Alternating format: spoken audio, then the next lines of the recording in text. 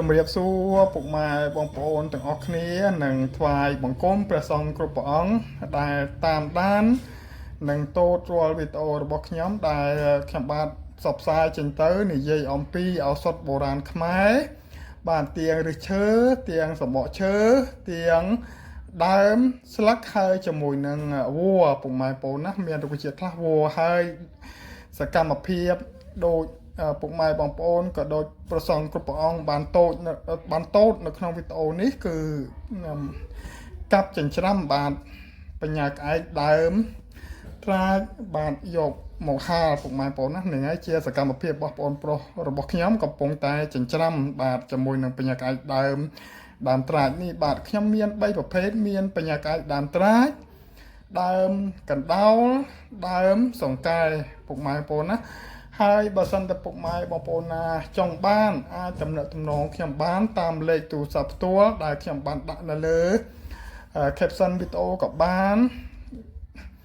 តាក់ទងជាមួយនឹង Facebook ផ្ទាល់ក៏បានតាក់ទងជាមួយនឹង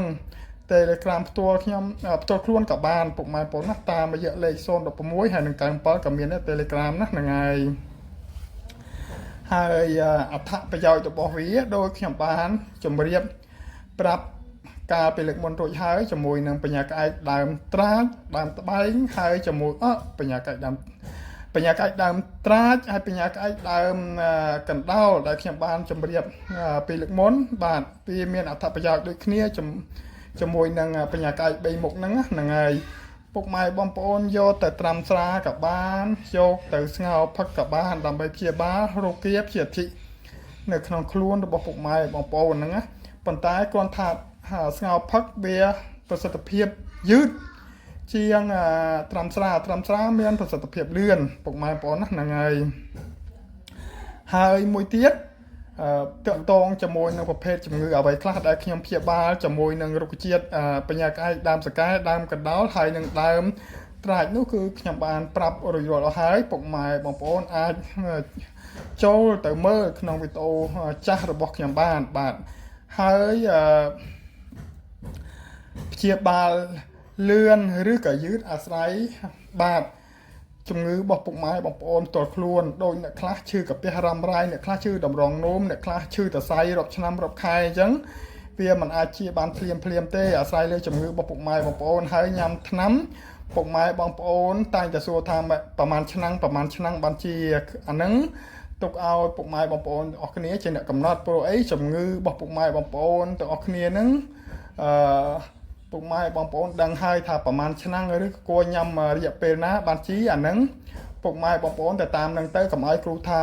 មួយឆ្នាំជាពីរឆ្នាំជាឬក៏3ឆ្នាំជាស្រាប់តែញ៉ាំទៅវាអត់ដូចបំណងដែលលោកគ្រូប្រាប់ឬក៏ខុសពីអ្វីដែលលោកគ្រូប្រាប់បងប្អូនលេងជាចិត្តថ្នាំខ្មែរហើយអញ្ចឹង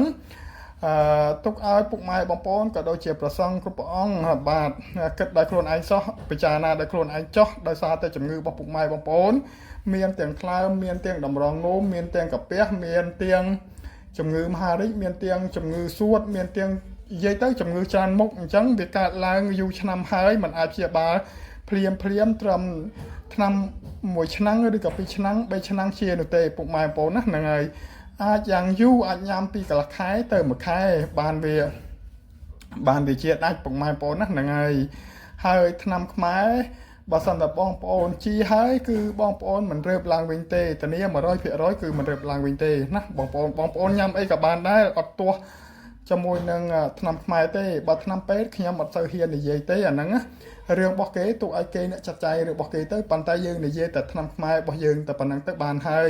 សង្ឃឹមថាពុកម៉ែបងប្អូននឹងយល់អរគុណជម្រាបលា